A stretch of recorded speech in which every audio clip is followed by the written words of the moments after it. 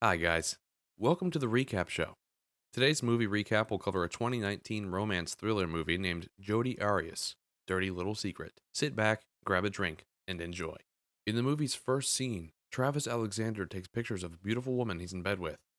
Seconds later, the lady handles the camera and gets some snaps of Travis as well. This goes on for a little while until the two decide to get back under the sheets, and the scene fades into the next. The next scene shows a 911 call being made. Apparently, the lady from earlier was calling the emergency line for one of her friends who'd lost his life after falling on the bathroom floor. Before one can make sense of the situation, the scene ends again. This time, the next scene opens up in the past. On a particular day in September of 2006, Jodi Arias attends a small event hosted by many Christian celebrity Travis Alexander. Travis engages his small audience in a test of wit and focus by making them close their eyes to gain more focus and control over their goals and dreams. This melts Jodi's heart as she keeps staring at poor Travis after the event. She watches closely for her chance to talk to him and sees it when Travis takes a bathroom break. Jodi follows Travis into the bathroom and engages him in a discussion until the day transforms into the night with Jodi and Travis now closer with each other. After a long conversation filled with pickup lines and teasy remarks, Jodi finally plays her ace. She invites him to go to bed with her. Surprisingly, Travis refuses, letting her know he's a Mormon and couldn't use his balls so carelessly. Thankfully, Jodi takes a rejection pretty well as the next scene shows the duo out on a bar date. Travis tells Jodi he's traveling out of state for the next month. When Jodi throws a mini tantrum, he advises her to come with him. Before she could give an answer, Travis's friend Katie interrupts Jodi and Travis's discussion. After the necessary introductions, Katie pulls Travis away from Jodi's table to discuss with some church members. Travis goes over to the other table and forgets his date, who leaves shortly after. When Travis notices that Jodi is gone, he walks up to his hotel room and sees her there. He apologizes to her and she accepts his apology with a kiss, which transitions into a busy night for Travis's nuts. After their bed activity, the duo get to sleep. However, Jodi wakes up in the middle of the night and takes a pic of Travis sleeping. The next day, Jodi visits her grandma, who she tells about her new man, Travis. Her grandma tells her to be careful with Travis, since she kind of has a history with dating jerks. Jodi assures her grandma that Travis is a good guy and she should not worry. Up next, Jodi is seen in Travis's home in Arizona. Apparently, she'd already gone with Travis on his trip. At the moment, Travis was hosting a party, and Jodi was busy welcoming two guests. When she gets to the pool, she sights a girl near Travis holding him flirtingly. Jodi quickly shifts into jealous mode and seizes control of her man. Shortly afterwards, Jodi pulls Travis into a room and pleases him there. After the party, Jodi gets a little concerned when Travis doesn't seem to want people to know she was with him. Travis quells her concerns by telling her he's only trying to keep his reputation, since he was supposed to be a Christian. He then invites her to accompany him on his vacation trip, and she accepts. Sometime later, Travis and Jodi check out some photos they took while skiing. When Travis gets bored, he gets out of bed to brush his teeth and has the talk with his jealous girlfriend again. Things end up on a good note this time around as Travis smacks Jodi's lips. A month later, Jodi prepares to leave Arizona for home. Before leaving, though, she meets Nick, who came to shoot some hoops with his buddy. Jodi tries to shoo him away, but Nick sees himself in Travis's home. Getting inside, Nick chastises his friend for being so distant from church lately. Travis defends himself by telling Nick he has everything under control. Nick shrugs and reminds Travis about Bible study later on. In the next scene, Travis receives a call from Jodi while at Bible study. Jodi, who is on the road, asks Travis to keep her company since driving was boring for her. However, Travis tells her he's at Bible study and has to get back. As they talk, Jodi hears ladies laughing in the background and gets overly jealous. She accuses Travis of cheating on her, but Travis just ends the call and continues his business.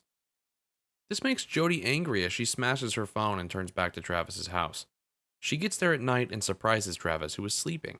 Travis asks her what she was doing there, and she says she just missed him, even though that was an obvious lie. Travis just plays along to get her under his duvet that night. The next morning, Jodi asks Travis for a breakfast date. However, Travis tells her to get some pasta in the kitchen, as he had to get to church later on. This doesn't sit well with Jodi, who challenges Travis over his lack of compromise for her needs. Travis apologizes for living his life, and accidentally spills that he plans on marrying a Mormon. After the mini argument, Travis receives a text from Laura telling him to be quick. Jody picks up his phone and texts her back. A while later, Jody discusses her new man with her friend at the gym.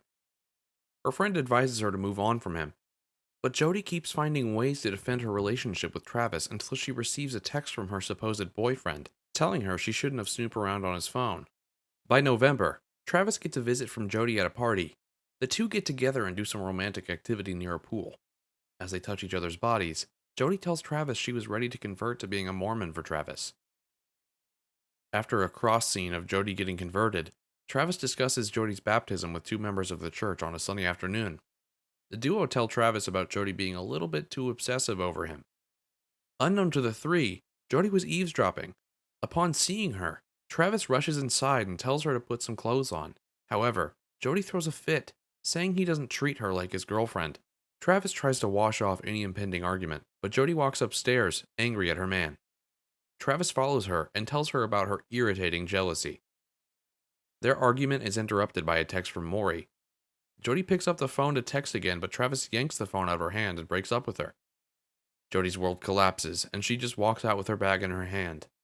Some weeks after the breakup, Travis is thrown a surprise birthday party by his friends from church. After the surprise, they all settle into the party when he spots Katie, his friend, admiring him. He smiles back at her, meets her, and follows her outside to get his birthday present. Days later, Jody is shown discussing her recent breakup with her gym friend. After getting lunch with her friend, Jody gets down to do some running when she suddenly stops, gets to her car, and drives to Arizona. When she gets there, she stalks Travis going about his everyday life.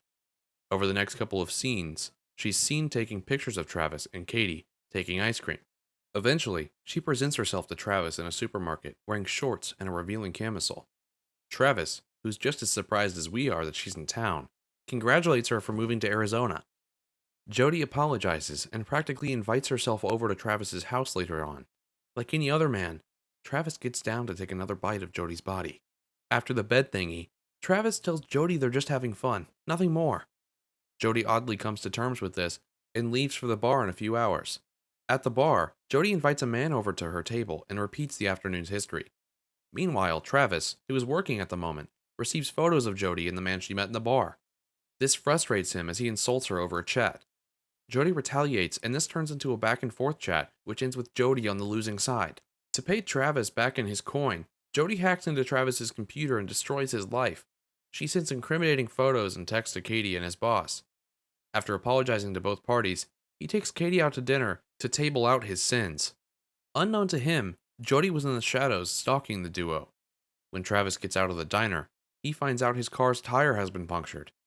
The next day, Nick chastises his friend again over allowing Jody to invade his privacy like that. Travis, however, tells Nick that Jody would be over her breakup soon. Nick shuts up and leaves his friend to face his life. That night, Travis is seen making out with Katie. Things nearly escalate into the next level, but Katie stops Travis midway. Eventually, the two of them fall asleep in each other's arms. By midnight, Jody stalks Travis and Katie but does nothing to them. By morning, Katie whips herself some orange juice while Travis takes a little walk to his bathroom. There, he sees pictures of him and Katie in the mirror and phones Jody. Over the phone, he apologizes for using Jody and warns her again to leave him alone. Jody, who is at her grandma's place, hangs up the phone and hides a gun she was holding when she notices her grandma arriving.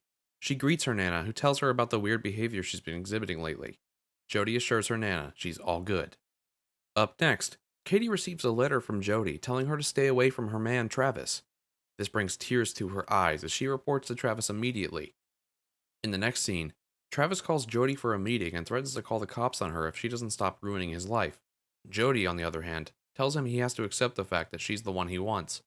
This backfires on her as Travis spells it out to her that he's with Katie now and not her. One would expect Jody to cry in her room only to move on afterwards. Unfortunately, that's not what happened with Jody, as the next scene shows her shooting an unloaded gun at her reflection. Travis, on the other hand, is at his home regretting his time with Jody when his doorbell rings again. He sees Jody again and invites her in. Grave mistake. Jody tells him she's there to say goodbye. However, when she finds out Katie broke up with him, she smirks a bit and allows him to touch her the way she wants. The next day, Travis and Jody take pictures of each other. After their morning activity, Travis hits the shower as Jody checks out their photos on the camera. While she does, Travis receives a text from Katie who wants to talk things over. As you'd know it, Jody picks up the phone and responds in Travis's stead, telling Katie he was with her now and she should deal with the breakup. As the texts keep coming in and going out, Jody finds out Travis had always seen her as a one night stand. This annoys her as she walks to the bathroom and takes photos of Travis in the shower. Travis sees nothing from the abnormal behavior and just poses for the picture. When he faces the wall to get his pictures taken, Jody takes enough photos and attacks him in the back multiple times. After getting her fill, she takes out Travis and drags his body to the tub to clean up evidence. Then she walks out and gets back with a gun in her hand, which she uses to end him completely. A couple of days later, Travis's body is found in his shower following a 911 call. During the investigation, a detective finds the camera Jody used to take Travis's pictures. He sends them back to the lab technicians who recovered the deleted photos of Travis's dismembered body parts and Jody. 6 weeks later, Jody gets arrested for her crime. With no remorse whatsoever, Jody gets to the station and smiles for her mugshot. After logging into her cell, the detective on the case finds other incriminating pictures of Jody actually committing the crime. He gets back to the cell and urges her to confess to her crime. However, Jody stands her ground and tells him she didn't take Travis's life.